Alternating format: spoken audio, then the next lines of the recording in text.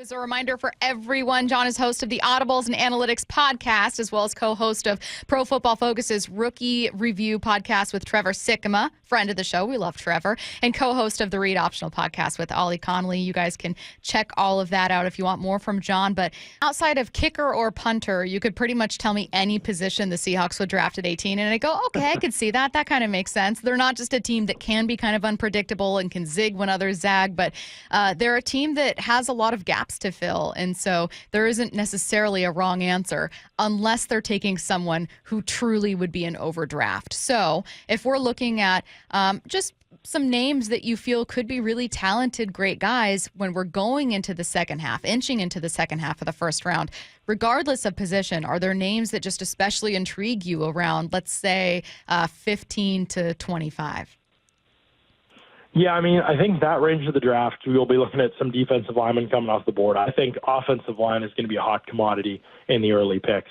But the player that just makes so much sense, in my opinion, is Gray Zabel from North Dakota State. Just the tackle background that he has is really helpful. Most of the top guys that play inside in recent years have played tackle and then are moving inside. His lack of length will move him inside. He will probably be pretty easily the top rated center and top drafted center in the class. Obviously, that's a huge need for Seattle, but also when you look at Kubiak's scheme and what he likes to run, there's just like a really easy fit here with the outside zone, the movement skills, also the fact that there would be a lot of, I think, the types of actions they want to run where they're probably going to say, oh, this is a guy that we could pull with. This is a guy we could do all kinds of stuff with. And I think there could be some really easy fits there for him that would make a lot of sense. And so I just see that as being like one of the guys that they would absolutely target. Offensive line's obviously a priority. Would Donovan Jackson be somebody they look at? Maybe they could do that in a trade down. Definitely pass rush, I think, is something they'll continue to develop. I think they like the stable that they have. Do they have the star? That's kind of the question. Is there one that can be grabbed at that point in the draft? I think those are all things that they'll look at. But in the past, McDonald has sort of said, not that they haven't spent on defensive linemen and pass stops that McDonald's been at, but I think he's also said that I can scheme this thing up from a pass rush perspective pretty well. I could see him saying that he will continue to do that with the pieces they have or with mid-round pieces, and then look to go elsewhere, perhaps on the offensive side of the ball, which they really need to focus on. That could be, I think, very easily the focus of their draft is we need talent. We are retooling. We changed a ton on this side of the ball. We obviously weren't good enough at several key spots, one of those obviously being the offensive line. And so my guess is that's where they'll begin the sort of progress that they want to make. Jon, we've spoken to, obviously every year we speak to analysts before the draft, and a common theme is they say like around like pick 15, after pick 15, the talent kind of starts blending together, right? The gaps aren't that big. Where does that start from you when you start looking at the talent in this draft? I think it starts before 15, to be honest. I think there's two special prospects in this class, and it's Travis Hunter and Abdul Carter. I think that then it's sort of position by position. I mean, I think Cam Ward's definitely the best quarterback, so I would say there's a drop-off after him. To me, at offensive tackle, Armand Membu and Josh Simmons, who has massive medical flags that I can't speak to, are easily the top two tackles. I don't think if you look at Will Campbell, I don't see any projection to me where why historically he would end up being considered a tackle in the NFL. There aren't players his size, players his measurables. And then you look at his tape, and there's lots of issues in terms of being able to take on power and getting outreached by guys. He faces a lot of the top guys in this class, and most of them have really good games against him. And so I really don't see why a team would envision him as a tackle long term. I think he'll be taken with the idea that he's a flexible piece, but maybe I'm wrong, and maybe he'll prove me wrong, or a team will prove me wrong, and he'll end up being great at tackle. But to me, it's Membu and Simmons at those positions. I think there's more like just solid depth in the edge group. Carter's kind of by himself, but then there's a lot of really good players. To me, the defensive tackle class, I think, has a lot of solid depth, no real high-end piece. I think I'm a little lower on Mason Graham, the consensus. So it really depends on who you talk to. Some people will say there's 5 blue-chip players in this class. I would really just say there's 2, and then Ward has a chance to get there, I think. He's more of a high-risk, high-reward type of pick. I think Membu is very good. I think Simmons is very good. Maybe if he didn't have the medical, Simmons had started off the season probably first 6 games. If you guys watch the tape, he's as good as any player in the country in those games. Now, it's a small sample size. He wasn't quite that good the year before, though he was good.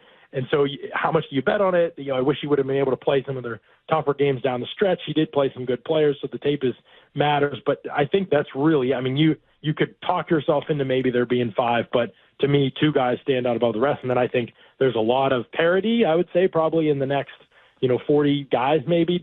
But then it really depends on position, too. Some positions drop off much faster than others. So it is definitely a draft where there's not a big disadvantage to picking 19, 20, 21, 22 compared to being in the top 10. So I think we'll see less trade-ups in the top 15 than we typically do. I know that sometimes when we get to the NFL draft, everyone gets to be the smart team and everyone gets to be the bad team that makes, everyone's going to make a bad pick. Everyone's going to have a bust. Everyone's going to make a mistake somewhere along the line. But Jon, in your years of covering the draft or in looking back at past drafts that maybe you didn't cover but just were of interest to you, do you see a common thread with draft mistakes? Is there something that you think, God, I wish I could tell front offices, please don't do this? Yeah, I think that's a good question. I mean, I think that more than anything, traits get assumed that they'll make you a really good player by a lot of teams, or they just bank so hard on traits at certain positions. And traits do matter. I think they matter a lot. I wish that sometimes teams would look at some of the swings that they take and say, is it worth it in this range of the draft? You really want to come out of the first round, I think, with a player who contributes at a high level. I think you can actually swing more later in the draft on traits. Tampa Bay's done a good job of this. I think the Rams have done a good job of this.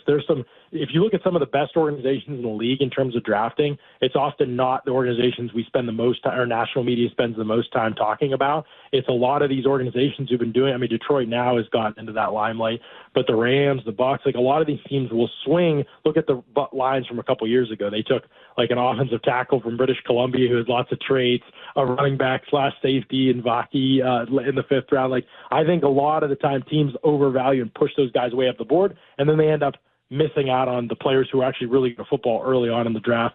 Whereas I wish if we appropriately slotted those guys and the risk around them, I think they would go more toward the middle of the draft or perhaps sometime on day 2 or even into day 3. So I would think it's just that more than anything. It's easy to talk yourself into, Tyree Wilson's big and long and strong, but watch him actually play football and you'd see you really only beat tight ends. And so you miss out on a major pick and a pick that you really can't afford to miss out on when you're the Raiders because you're not building in the right direction. You're not looking at the right types of things at the position that matters. And if they were looking at those types of things and they looked at, what about specific to his position? What are the traits that are specific to that position? And does a player exhibit those traits rather than, he's big, he's long, he's strong, he tested well? There's specific movements to each position that matter. And I think teams don't spend enough time focusing on those, and they spend more time focusing on the overall raw tool set or what a player looks like or things like that. And at the end of the day, I think that you can find out a lot about a player's athleticism, which matters a ton, by just watching them in the situations they'll actually be in on a football field. I was talking to one of my buddies last week, and we were talking about how we were just in the wrong generation, right? I'm a 5'11" slot guy. And back in the 2000s, they wanted the 6'3" outside receiver to go toss it up. So the game has changed. With all the film that you've watched, is there a position that you felt like physically the type of player that needs to play that position has changed the most? Yeah, I think, wide receiver is the one that's undergone a ton of evolution because for a while we went through an era in which everybody on the outside had to be big and fast, and everybody on the inside was smaller and quicker, and that was sort of like the prototypes. Then teams started moving their bigger receiver inside. Larry Fitz was one of the first, but then more teams started doing it. Now he's got a bigger receiver inside. Now you can't play the small nickel there anymore, so you don't have anywhere to hide that type of player anymore. Now your nickel has to be bigger. Now your outside corner, who is number one guy, has to be able to step into the slot. Well, what does that mean when they step in the slot? Now you've got receivers who are working two-way goes, right? So can every receiver do it? So now the prototype that has to step inside, that versatility is so much more important. You have to be able, in today's NFL, it's not really as much X, Z, all these things anymore. It's way more, can you play outside the numbers or on the numbers? Can you play in condensed situations? Whether it's a slot, it doesn't really matter. Everybody's playing from condensed in the NFL. And so can you play from those reduced splits where you're closer to the ball now as a receiver? Can you actually work two-way goes? Do you understand how your route distributes against different coverages from a condensed alignment, from a stack, from whatever it might be. You understand timing and nuance and all of those sorts of things. Whereas in the past, it was, we're going to press man you, play on the outside, you're going to run the vertical plane, can you get over the top of this guy? Nowadays, it's a ton of zone. Teams are playing a ton of zone. Everybody's kind of dropping and reading and reacting as defenses. And so if you're an NFL offense, you need receivers who are going to be able to think the game at a high level. And the traits still matter, but there's way more avenues for players who are just really technically good and really understand scheme to be able to be successful in a lot of the offenses that are having the most success in today's NFL. So the traits absolutely matter. The traits are always going to matter, and they always should matter. But there's more of a path for the Puka Nakuas, for example, to get to where they need to be in the NFL, because if they have the mental and they have the technique and they can catch the football really well and they know where the route's supposed to break and settle, especially from condensed formations, I think there'll be a lot of opportunities for that position to have success. So I think wide receiver is one that it keeps changing and keeps evolving how you need that position to match up against defenses. I have a final question, but I have two technically because I have a quick follow-up. Is there a trait you think people typically overvalue where you're like, there's so much emphasis placed on this and like it really is sometimes a crapshoot? I would say length is, if I was just going to pick one, I don't know that I would say there's just one. I would just say like length in general. I do think it actually matters, so I want to be careful about that. Right. I just think there are more ways around it than teams are willing to admit. Like, generally speaking, yes, your length is an asset to you, especially as an inline player, as a trench player. But if you are first to contact all the time, your length matters a lot more because you are getting hands-on first into an opponent's chest. And so you are kind of creating the distance first. So even if that opponent can outreach you, they're going to have a hard time doing that when you're making first contact to their chest, knocking them back. Any recoil there basically eliminates the length difference that would exist. So I think length matters, but I think that first contact matters a lot. And some players just being able to react really quickly, being able to be lightning fast with their hand movement actually eliminates the length. So it can be a part of the conversation, but it shouldn't just be the automatic disqualifier it is at certain positions, because there are ways around it, and we first need to look at whether a player actually has a pathway around their limited length. Like Jalen Walker's a good example, right? Not long arms, but I think if you watch him on tape, Jalen Walker's first into the opponent every play when he's on the line of scrimmage. Right. So that kind of tells me I might not have to worry about his length as much as we typically do at that position for other player types. Okay. My actual last question was this. I know we all like to be haters in private, but I'm asking you to do it publicly. You might not have an answer to this. Like, there might be genuine excitement that you have for every single player in the first round, but is there a player where you've watched the tape, you've been watching, and you can't quite figure out why everyone's so high on him? Like, maybe there's just something where you go, I think he's going to be overdrafted, and I would love to be proven wrong, but you have a hunch this guy will be overdrafted. Well, you came to the right draft analyst, because I'm comfortable being a hater in public. Embrace it. I'm notorious for being. I'm definitely on the critical side as analysts go when it comes to analyzing players. So I would say in a class like this one, when everybody is sort of like, okay, there's a couple really good guys, analysts generally in terms of the conversation that happens online and such, are very excited to push more players into a conversation they don't belong into. So Mason Graham, Will Campbell, Tyler Warren, even to a degree, I actually think he has good upside, but how he was utilized in college versus what a very cerebral position is asked to do in the NFL and tight end is going to be vastly different. I think he's a very risky pick.